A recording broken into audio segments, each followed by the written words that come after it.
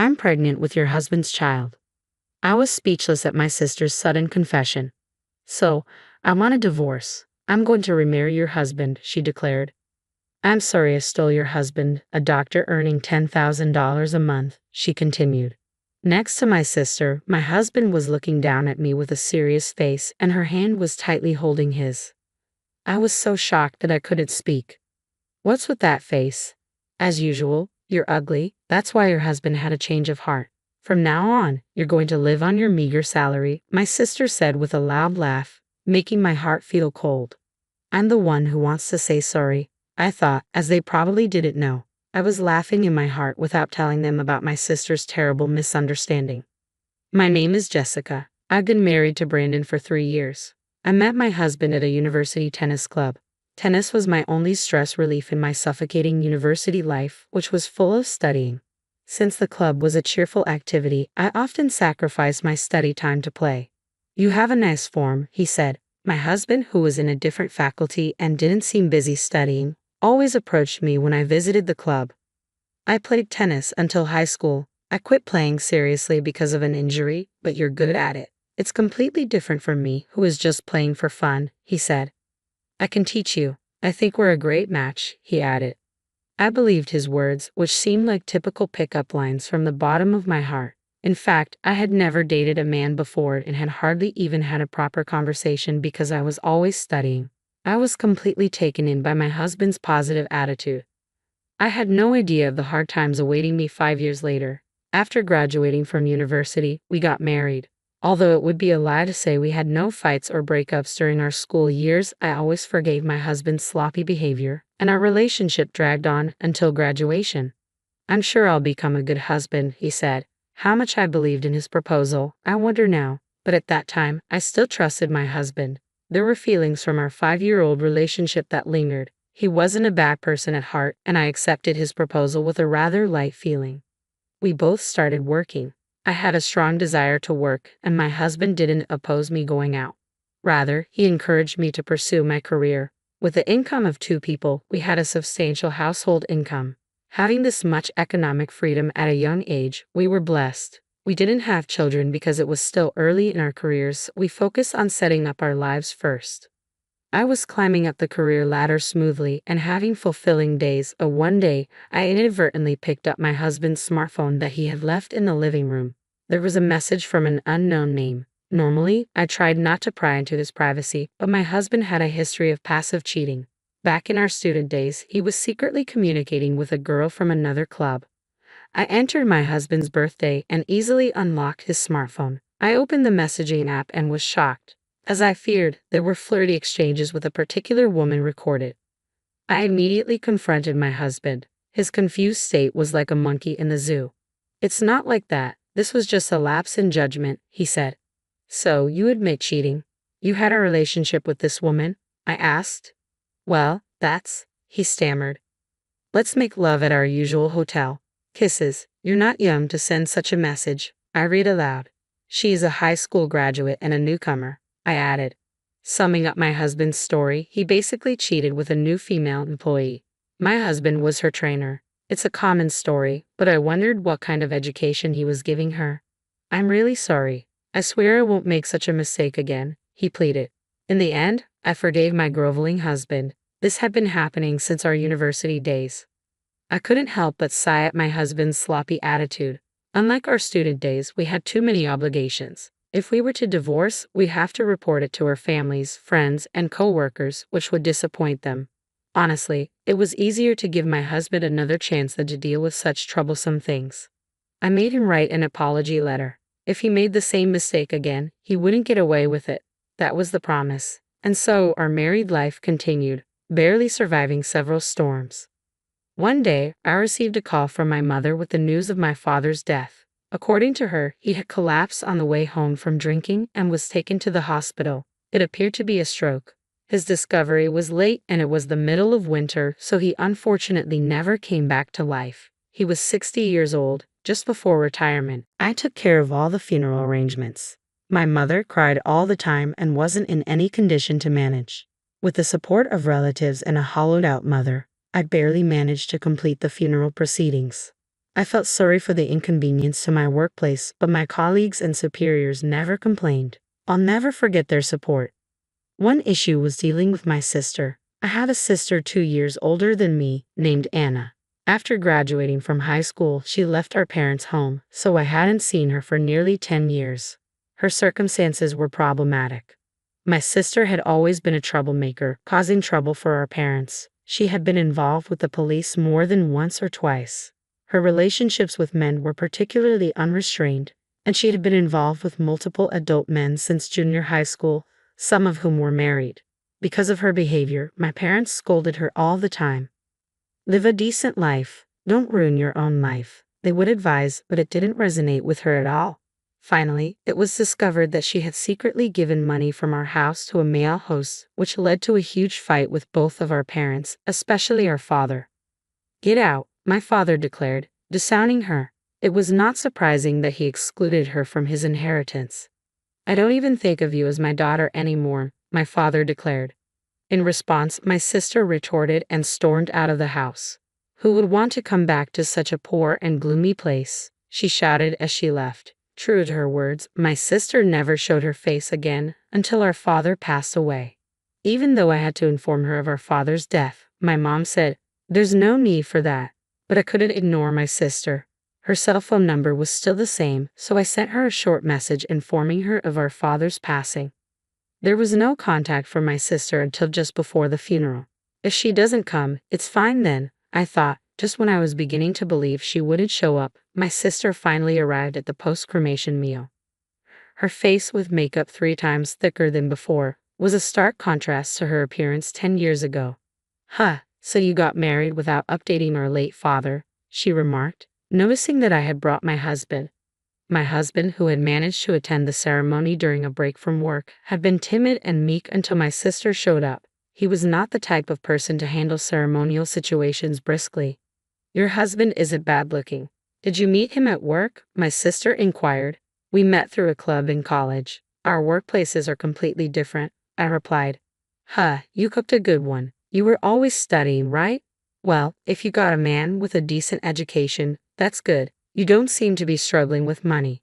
Since one of us is a doctor, the salary is decent. We both work, but more importantly, you should properly greet our father," I said, trying to steer the conversation back to the matter at hand. "A doctor?"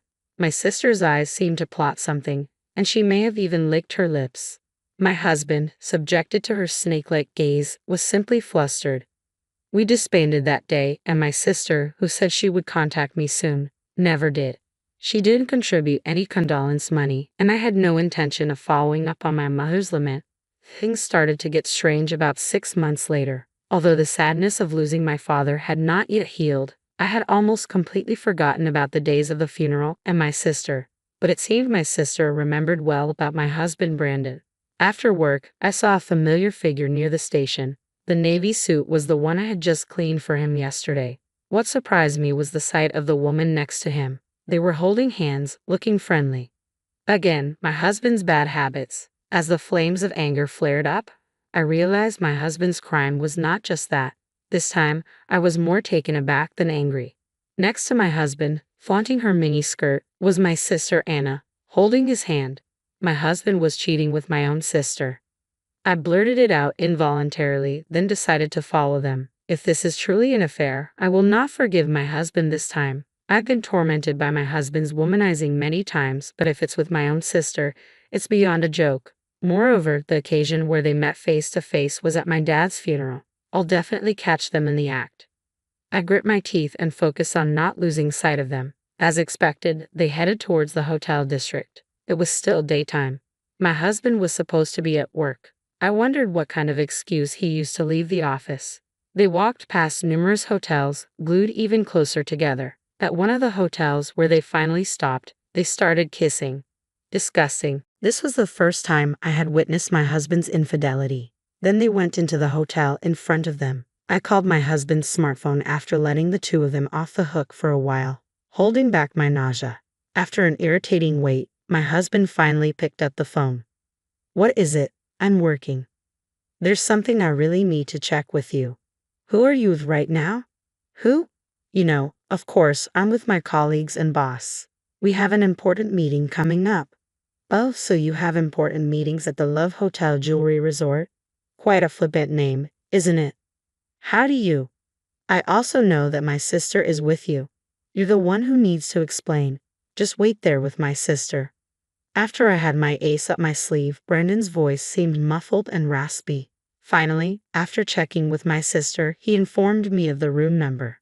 All right, I said, bracing myself and storming into the hotel. I explained the situation to the receptionist and paid for another room. After all the humiliation he has put me through, I won't show any mercy to my husband.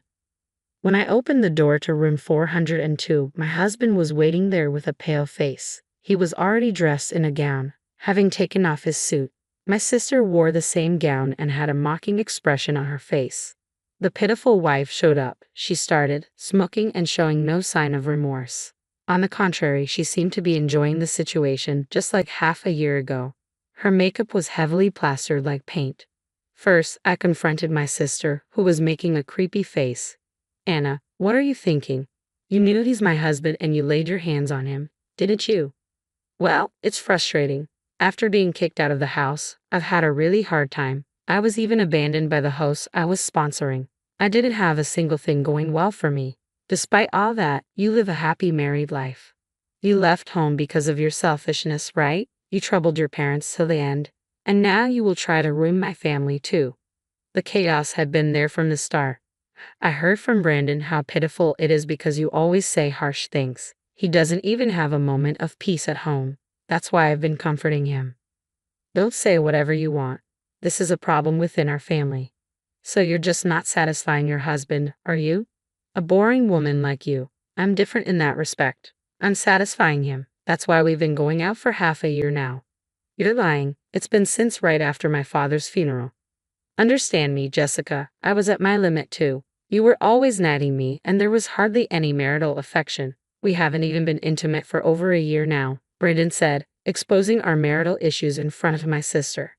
Embarrassed to the point of tears, I shot back, the reason we couldn't stay as a couple was because of your womanizing. Have you forgotten your promise that you would never cheat again? And on top of that, how come it's with my sister? Besides, right after my father's funeral. Hey, stop belittling Brandon. He's not yours anymore, right, Brandon? My sister interjected, whispering something to him. He lifted his head, which had been lowered, and turned to me with determination. Now I was the one taken aback. Jessica, please divorce me. We're having a baby. What? You heard it. I'm pregnant now. Of course, the father is Brandon. We've been making love almost every week since then, and this belly is the fruit of that, my sister said, lovingly stroking her belly. I was left speechless. This was no accident but a deliberate act. From the start, my sister intended to steal my husband, and my husband also intended to end our marriage. That's why they didn't use contraception. They went out of their way to show me the baby in her belly. Too bad. You don't stand a chance. He's mine now. He's leaving you and marrying me, right, Brandon? Yeah, let's be happy together. No, the three of us with our baby. I will do my best. You've been dumped. Truly, my condolences. There goes your elegant lifestyle. From now on, that will be mine. My sister laughed. After her laughter echoed, I left the hotel room. To be honest, I don't remember how I made it home. I vomited 3 times in the toilet. As I rushed up my stomach acid, I couldn't stop crying. I was more upset about being betrayed than about losing my husband. My husband and sister trampled on my humanity. Moreover, they made use of the baby. I cried all night and greeted the morning with a drained body. From that day on, my husband did not come home. There was no doubt that he had moved in with my sister. Soon, he would probably come to pack up his things and bring divorce papers, along with the wedding ring we chose together 5 years ago. It was the worst day of my life. Nevertheless, I couldn't afford to take a day off from work. There were people who depended on me. Above all, now only my work was my anchor. Holding back nausea and tears, I gritted my teeth and headed to the workplace. A week later, while I was working as usual, my husband and sister showed up in front of me. I wasn't very surprised, but the two of them seemed quite shocked. My sister, sitting in a chair for patients and holding her belly, stared at me in astonishment as I stood there in my white coat. "Why are you here?" she asked. "Because this is the obstetrics and gynecology department, and I am on duty today." The doctor who usually examines you is off due to some circumstances. You were a doctor? But why? Brandon was supposed to be the doctor, my sister said, looking puzzled as she glanced between my husband and me. I found it funny and explained, "You must have misunderstood, sister. I am the one who is a doctor. I worked hard to get into medical school." But at the funeral, Brandon said he was a doctor. "You got yourself a highly educated husband," she replied. "I only said that if one person is a doctor, the salary will be decent. You misunderstood that." But Brandon said he was a doctor, she insisted. As my sister's gaze pierced him, my husband, who seemed to have come along as an escort, turned pale and began to stammer clumsy excuses like a fish washed up on the beach. "No, I was actually thinking of talking to you seriously, but then you mentioned getting pregnant. So you lied about being a doctor just to impress my sister and sleep with her. How pathetic. You're a low-paid salesman," I said. "Well, that's..." "What do you mean, low-paid? What about $1 million a month?